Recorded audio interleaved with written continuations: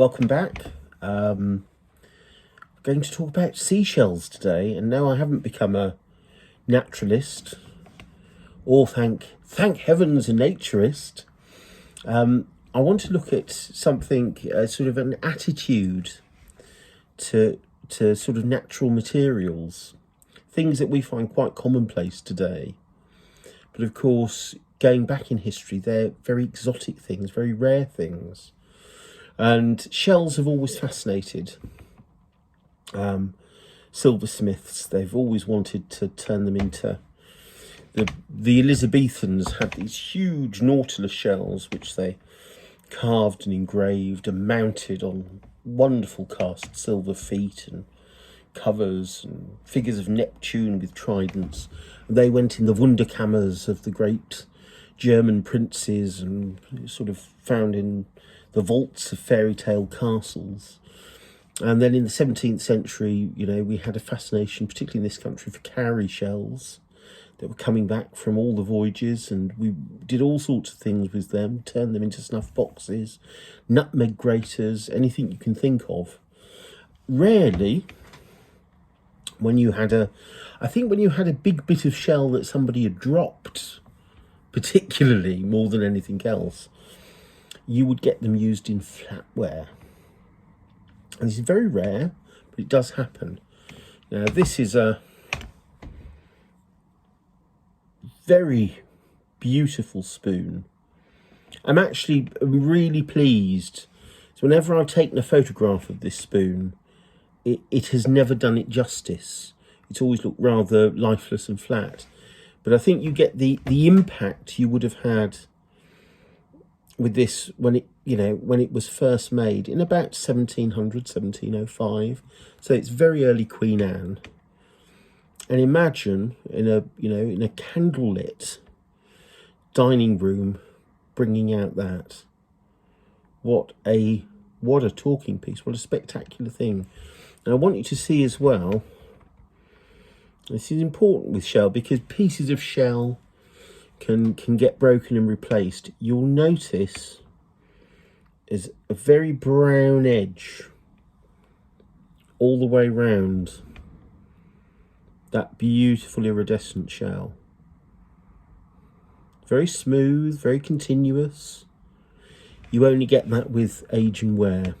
If somebody had taken a modern piece of shell and popped that in, it would be too white, it would be too bright. And actually the wonderful sort of greens and reds you tend to get from sort of the earlier, thicker shells that sailors brought back from the South Seas. And, you know, it's so precious was this, that when it was made,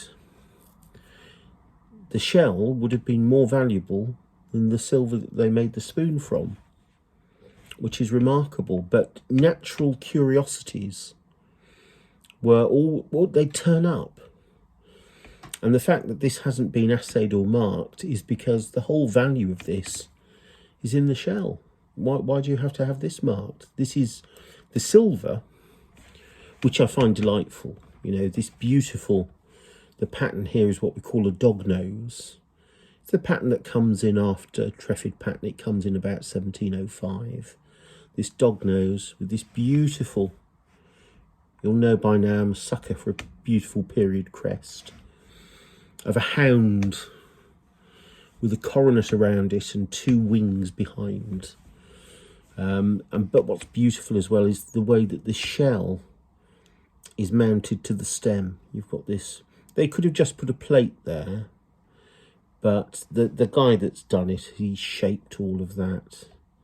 So it's this sort of beautiful leaf cut, card cut decoration here and here. And then it's been secured by 3 little silver rivets that have all been tapped over.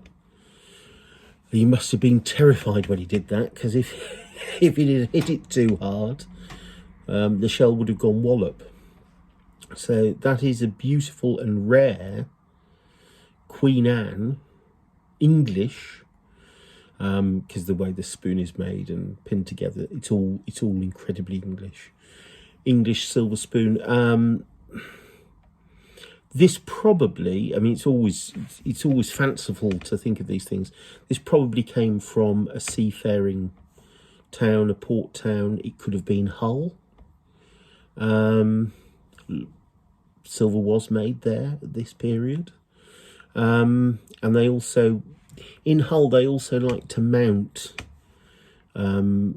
materials, ivory, shell, tortoiseshell, and combine them. The Manji family that were working in Hull, they could have made it. Equally, it could have been made in the southwest, somewhere like Plymouth or Exeter, with a piece of shell fresh off the boat. But that's a fantastic, rare thing, and it just shows that how prized something like a simple bit of shell was back then, because you couldn't go on Amazon and order it. You couldn't get it through the post. You had to wait till a sailor came back that had actually travelled 1,000, 2,000 miles and traded and got one and brought it back. You know, this was a very exotic and rare thing. And I'll turn it one last time, because you rarely get. This is the advantage of YouTube. We found it at last.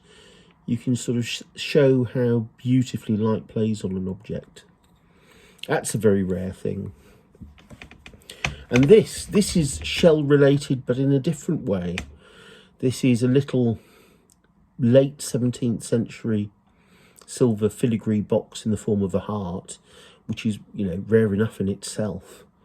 All beautifully pierced, all made from drawn wire. That's all being twisted and soldered together. And you have specific wire drawers that specialise in the production of wire.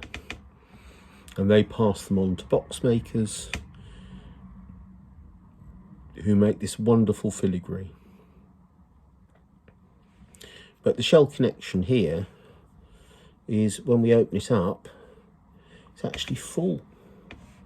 Well, I say full, there are 3. I won't take them all out. 3 little shells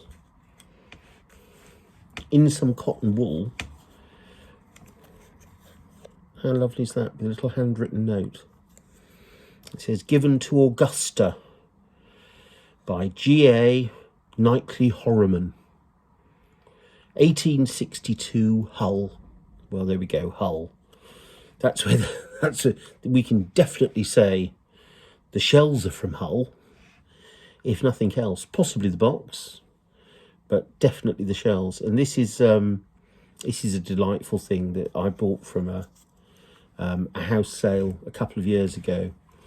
And there was one lot of all the family knick-knackery, all little bits and bobs that had accrued in drawers over hundreds of years of this particular family.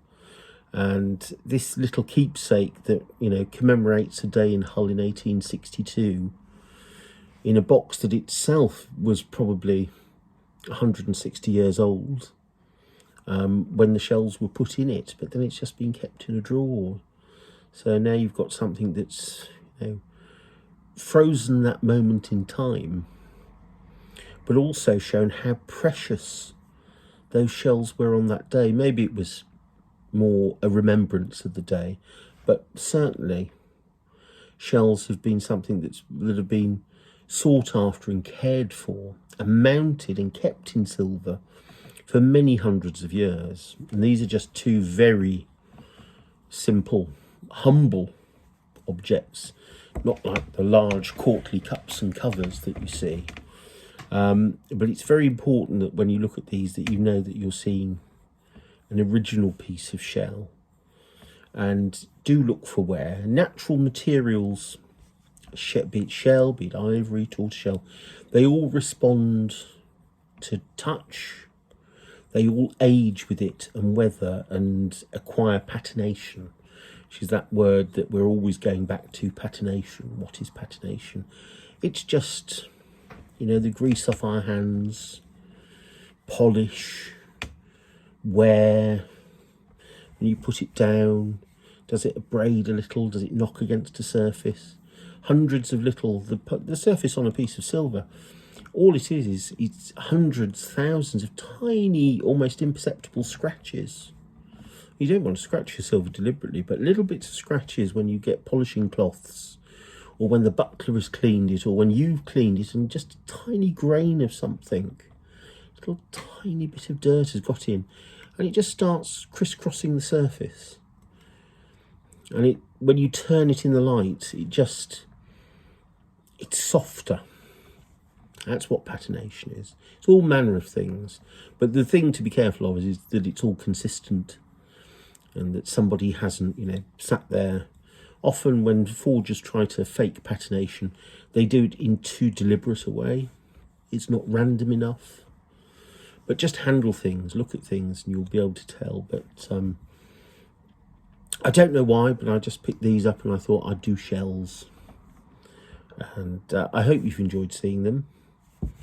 And again, more stuff next week. It's endless, isn't it?